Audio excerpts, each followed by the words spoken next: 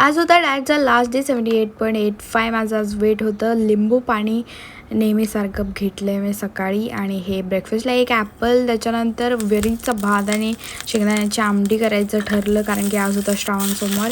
हे सगळं ऑलिव्ह ऑइलमध्ये हे सगळं टाकलं मम्मीनं, पाणी, मीठ, त्याच्यात हे जरासं गुळाची पावडर आणि हे चिंचेचं पाणी टाकलं, त्याच्यामध्ये 2 चमचे हे कूट टाकलं शेंगदाण्याचं आणि मी रायता बनवलेला फक्त काकडी, दही, मीठ टाकून. आणि माझा लंच कसा भारी दिसतो आहे बघा आज.